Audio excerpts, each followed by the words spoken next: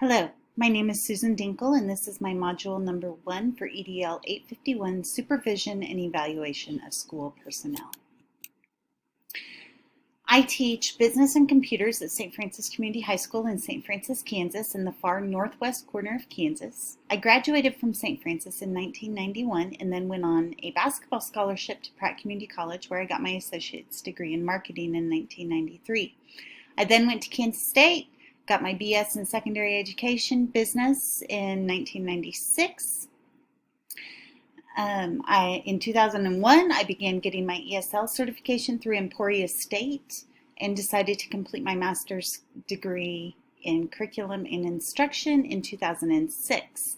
I have been in the regular education classroom since the fall of 1996, having taught in 3 different school districts, and I have spent the last 22 years in my current school district. A little bit about my school district. There's 264 students in grades pre-K through 12. The minority enrollment in the district is around 16%, and those are Hispanic. The rural district, we are a mostly rural district. 38% are in the free and reduced lunch program. More probably qualified, but they don't fill out the paperwork.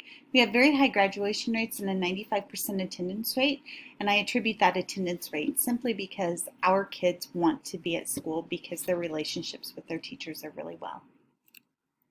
I have 2 children, a daughter, Emily, who just completed her sophomore year at Kansas State. She is majoring in animal science, and a son, Brady, who just graduated from St. Francis. He is planning on attending Kansas State to major in agronomy crop science. My husband and I own a feed mill. He works. I'm just the silent partner. I also coach volleyball and basketball in the junior high and am the junior high athletic director. In my district, the elementary school has done an exceptional job of collaborating for years. In the high school, we're just beginning the collaboration process as educators, and it's one that is going to impact us far more than we ever imagined. Part of this is that there is only one teacher who teaches our subjects, so we haven't really had anyone to collaborate with. With our school improvement process, we're now having forced collaboration, but it has been great getting everyone on board. Spending time visiting with each other, not only on math, reading, and social emotional needs, we are really becoming more in tune with what is going on with our students, more so than in the past. Even having someone to visit with and brainstorm new strategies has been extremely helpful. As educators, we must be mindful that we're constantly being watched and that others will follow us. So it's critical that we are always looking to improve ourselves. I believe our district has done a great job of retention as new teachers come into the district and end up staying for their entire career. Due to this high retention rate, I believe that we have a great deal of stability and our students know what to expect. If a teacher doesn't meet expectations, they aren't kept around for very long. That being said, with teacher shortages across the state, getting high quality teachers is becoming more and more difficult.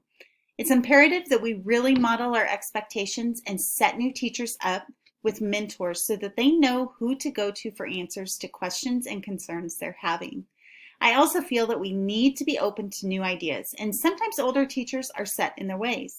It's important for them to be open to trying out new ideas. Finally, when it comes to the well-being of our teachers, collaboration is critical. Teaching is very difficult at times. New teachers trying to keep their heads above water, older teachers getting burned out and losing their love. We have faculty meetings almost daily in my school, usually in a classroom before or after school, where we just honestly shoot the breeze and discuss things. When you aren't around your colleagues, it feels as though you're on an island all by yourself. In this day and age, we need to focus on the well-being of each other, and not by being judgy, just by being helpful and lending each other a hand. And please know, those faculty meetings, the administration is not involved, and truly, it's just a bunch of teachers who get together to talk about their day. In creating a healthy and effective professional culture in our schools, we must take into account all 3 of the topics of relationships, trust, and well-being. Relationships are critical in education. not only among colleagues, but with students and administration. Having strong working relationships creates trust, and this trust assists in creating healthy environments that promote the well-being of all involved. When we think about our support systems and how we make this happen, we need to think of it as a team. We need to all work together for the common goal. Then the students have no questions, the teachers have no questions, administrators have no questions, and the community has no questions. And because of that, we all are collaborating, we all are stronger, and everyone knows exactly what we're out to do. So how does this support educational success and well-being? Well, working together in a safe and supportive environment makes our teachers and students want to succeed. It is always pushing them to always do better.